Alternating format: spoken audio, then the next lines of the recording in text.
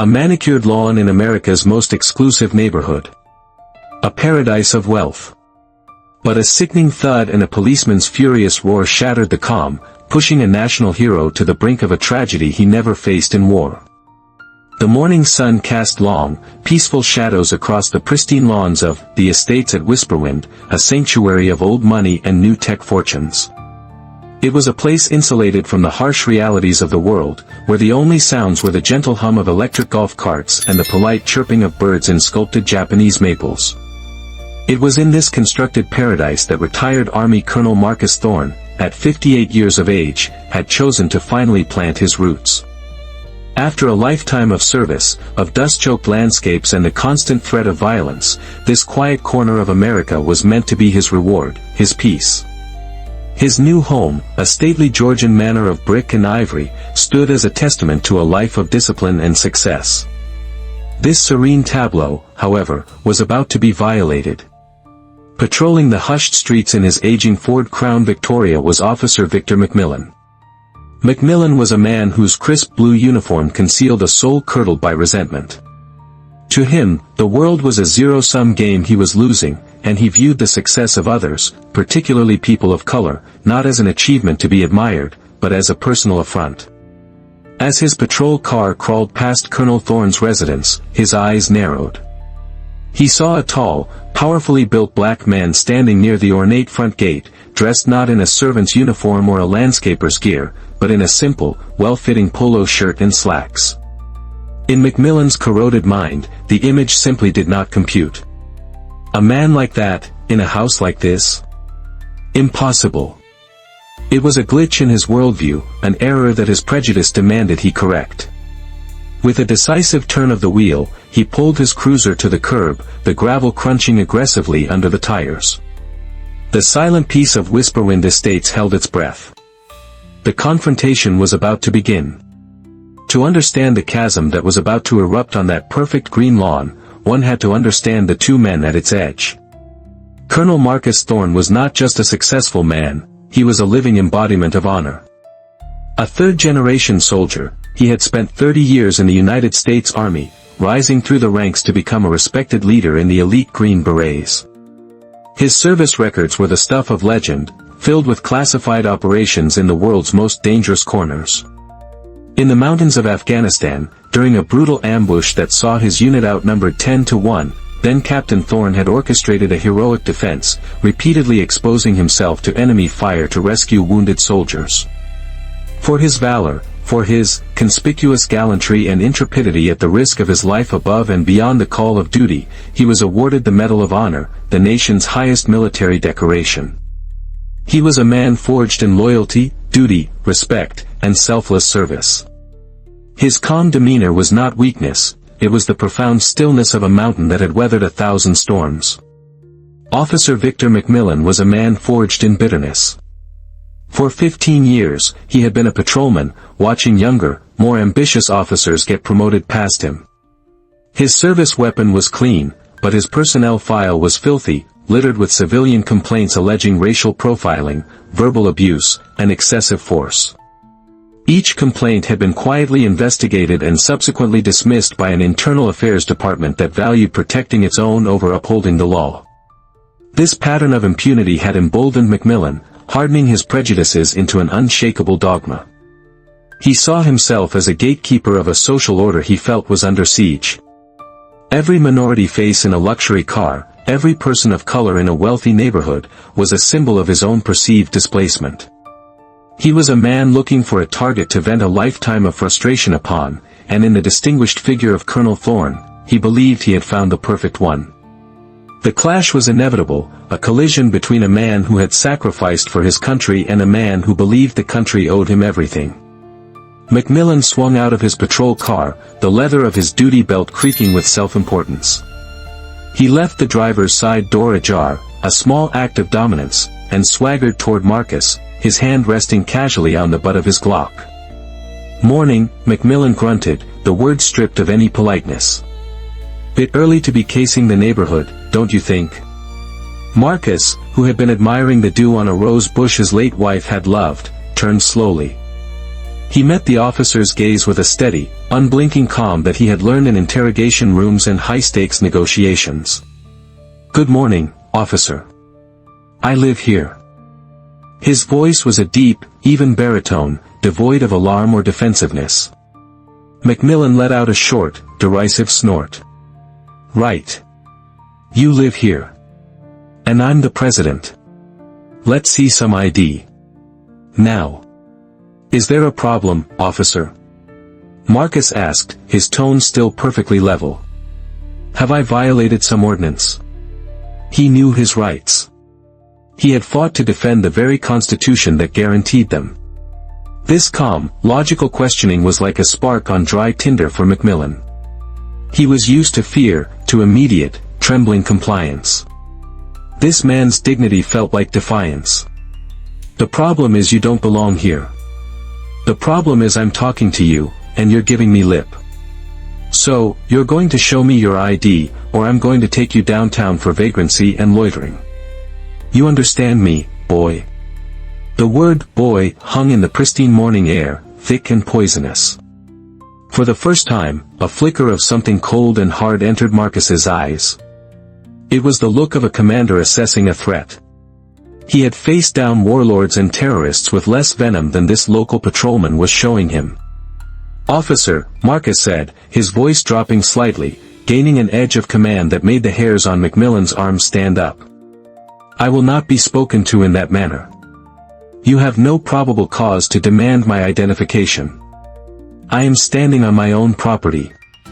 I would advise you to return to your vehicle and continue your patrol." He had offered the man a way out, an off-ramp from this escalating confrontation. But for a man like Macmillan, an order from a black man, no matter how calmly delivered, was an intolerable challenge to his authority. He saw it as the ultimate act of disrespect. His face flushed a deep, mottled red. The last thread of his professional restraint was about to snap. "You advise me?" Macmillan snarled, stepping so close to Marcus that the colonel could smell the stale coffee on his breath. "You don't advise me of anything. You are a suspect." The sheer absurdity of the statement, a Medal of Honor recipient being called a suspect on his own property, was lost on the enraged officer. For Marcus, decades of training kicked in. De-escalate.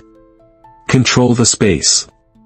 He took a half-step back, creating distance, a purely defensive, non-threatening maneuver. But in Macmillan's distorted perception, it was an act of defiance. "That's it!" Macmillan shouted, and with a grunt of raw exertion, he shoved Marcus hard in the chest with both hands. The attack was sudden and brutish. Normally, a man of Marcus's strength and balance would have easily absorbed the blow. But Macmillan's push had landed precisely on the spot where, years ago in the Hindu Kush, a piece of shrapnel had torn through his body armor. An old, deep muscle injury, a constant reminder of his service, flared with white-hot pain. His leg buckled. His balance evaporated. With a cry of pain, Marcus stumbled backward, his arms windmilling helplessly before he fell. The back of his head struck the hard granite base of a small, decorative fountain with a sickening, wet thud. Stars exploded behind his eyes. The world tilted, the perfect blue sky swimming in and out of focus. A warm, sticky wetness began to spread through his hair. He was dazed, disoriented, the familiar phantom pain of his war wound now joined by a fresh, sharp agony. He tried to push himself up, his hand coming away from his head stained a shocking, bright red.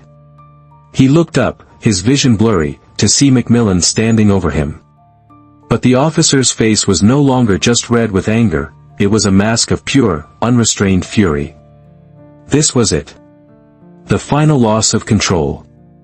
In one fluid, terrifying motion, Macmillan unholstered his Glock 17. The click of the safety being disengaged was brutally loud in the morning quiet. He pointed the black, unfeeling barrel directly at the head of the downed and bleeding Colonel Thorne. "You move again, and I'll blow your damn head off." Macmillan screamed, his voice cracking with a terrifying mixture of rage and adrenaline. "I knew you were trouble." On the green grass of his own lawn, a hero who had survived the worst of humanity in foreign lands, found himself staring down the barrel of a gun, his life hanging by the thinnest of threads, held by a man sworn to protect it. Time seemed to slow to a crawl. For Marcus, the black circle of the gun's muzzle blotted out the sun. He could see McMillan's finger whitening as it tightened on the trigger. He closed his eyes, not in surrender, but in a final, quiet act of dignity. A lifetime of memories flashed through his mind, his wife's smile, his daughter's graduation, the faces of the men he had led, the men he had saved. Screech. A sound tore through the hyper-focused tension, a sound of burning rubber and immense power. A sleek, black sedan with official government plates had rounded the corner at high speed and now slammed to a halt just feet away. Before the car had even stopped rocking, the rear door flew open. A man emerged, tall and imposing, dressed in the immaculate green service uniform of a United States Army general. On his shoulders, 3 silver stars glittered in the morning sun, signifying the rank of lieutenant general. It was General David Hayes, a man Marcus had mentored from a young, promising captain into one of the Pentagon's most respected leaders. He was here for a friendly Saturday morning coffee with his old commander. Instead, he was met with the landscape of a nightmare. He saw his friend, his hero, a living legend of the Army, bleeding on the ground. And he saw a local police officer standing over him with a gun pointed at his head. A lifetime of command authority erupted from General Hayes's throat. It was not a shout, it was a physical force, a sound that cracked through the air with the authority of a thunderclap. Drop your weapon. The general didn't say, "Officer." He didn't ask. It was a raw, primal order from a man accustomed to instant, unquestioning obedience in matters of life and death. The command shattered McMillan's world. His rage-fueled tunnel vision exploded outward. He flinched as if he'd been struck by lightning. He looked from the man on the ground to the 3-star general advancing on him, his face a mask of cold, lethal fury. The uniform, the stars, the absolute power radiating from the man, it was a reality so far beyond his comprehension that his brain simply short-circuited. The gun in his hand suddenly felt like it weighed 1,000 pounds. His arm trembled, then fell to his side. The Glock clattered onto the stone patio with a sound that signaled the end of Victor McMillan's career, his freedom, and his life as he knew it. The power dynamic hadn't just shifted, it had been annihilated. The scene descended into a blur of controlled, professional chaos. General Hayes was at Marcus's side in an instant, his aide already on a secure line, bypassing local 911 and speaking directly to military and federal channels. "We have an officer-involved incident, a man down. The victim is Medal of Honor recipient Colonel Marcus Thorne, retired. I need federal medical evac and an FBI team on site, now. The scene is compromised." Within minutes, the quiet suburban street looked like a forward operating base. Local police who arrived were met not by their own kind, but by the steely-eyed advance team of General Hayes and, shortly thereafter, by the unmistakable presence of the Federal Bureau of Investigation. The FBI, citing the victim's status as a federally protected citizen and the clear evidence of a civil rights violation, officially took command of the investigation. The local police chief, arriving pale and sweating, could only watch as his officers were told to stand down and secure a perimeter, a humiliating relegation on their own turf. The investigation that followed was swift, thorough, and merciless. It was a perfect storm of outrage that McMillan could not escape. He was immediately taken into federal custody. His patrol car's dashcam, which he had forgotten to activate, was irrelevant. The high-definition security cameras on Colonel Thorne's own house had captured every moment, the arrogant approach, the escalating verbal abuse, the violent, unprovoked shove, and the terrifying final act of drawing a weapon on a downed man. An FBI task force tore through McMillan's 15-year career. They subpoenaed every sealed complaint, re-interviewed every citizen who had ever accused him of misconduct. A pattern emerged, clear and damning, a history of racial animus and violence, systematically ignored and covered up by his superiors. The blue wall of silence crumbled under federal pressure. Officers who had once stayed quiet now gave sworn statements, fearing obstruction of justice charges more than they feared breaking their unspoken code. The firestorm had been ignited, and it was burning through the local police department, exposing the rot that had allowed a man like Victor McMillan to wear a badge for so long. The trial of Victor McMillan was held in federal court, a venue befitting the gravity of his crimes. The prosecution, led by a top attorney from the Department of Justice's Civil Rights Division, laid out its case with chilling precision. They played the security footage, a silent, damning film that left the jury speechless. They presented McMillan's sordid history of complaints, painting a picture of a man for whom this violent outburst was not an aberration, but an inevitability. The emotional core of the trial, however, was the testimony of Colonel Marcus Thorne. When his name was called, he walked to the witness stand not with a shuffle, but with a measured, determined gait, using a simple wooden cane for support. His head bore a faint, healing scar, but his eyes were clear and strong. He refused to be portrayed as a victim. He was a survivor. He recounted the events of that morning with the dispassionate accuracy of an after-action report. He did not raise his voice. He did not embellish. He simply stated the facts, and his calm, dignified truth was more powerful than any emotional plea could ever be. But the prosecution had saved its most powerful witness for last. They called Lieutenant General David Hayes to the stand. The sight of the decorated, active-duty general in his full-dress uniform sent a ripple of awe through the courtroom. He was not there to discuss the facts of the case, but to testify to the character of the man who had been assaulted. In a voice thick with emotion but firm with conviction, he spoke of Marcus Thorne. He told the jury about the man who taught him what leadership meant. He described the battle where Marcus had earned his Medal of Honor, painting a vivid picture of courage under fire. The man this officer threw to the ground and threatened to execute, General Hayes said, his voice ringing with indignation as he looked directly at McMillan, is a national treasure. He has faced down our country's worst enemies with honor. To be so brutally assaulted on the very soil he swore to defend, it is an offense not just against one man, but against the very ideals of this nation. By the time he finished, there wasn't a dry eye in the jury box. The case was over. The jury's deliberation was a formality. They returned in under an hour. Guilty. On all counts, assault with a deadly weapon, deprivation of civil rights under color of law, perjury. At the sentencing hearing a week later, the judge looked down at the now former officer Victor McMillan. "You disgraced the badge you wore," the judge said, his voice cold as steel. "You betrayed the public's trust.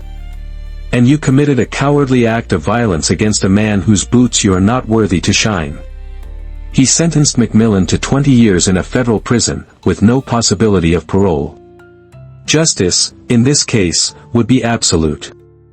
The story of Colonel Thorne and the disgraced officer became a national talking point.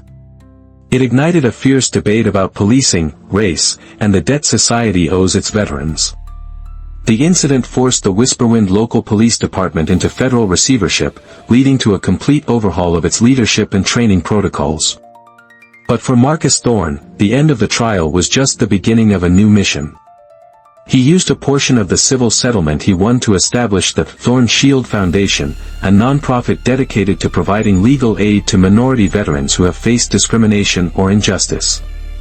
He recovered fully, the scar on his head a faint silver line, another mark to join the collection on his body, each one a testament to a battle survived. He became a powerful voice, a symbol not of bitterness, but of resilience. He proved that true strength isn't just about facing down an enemy on the battlefield, it's about facing down hatred in your own front yard and responding not with equal malice, but with unwavering dignity and an unshakable belief in the promise of justice. What are your thoughts on this outcome? Do you believe the system worked in this case, or was it only because of the high-profile individuals involved? Comment with respect for our veterans and share what you believe is the most effective way to ensure accountability for those who abuse their power. Subscribe for more stories of justice and resilience.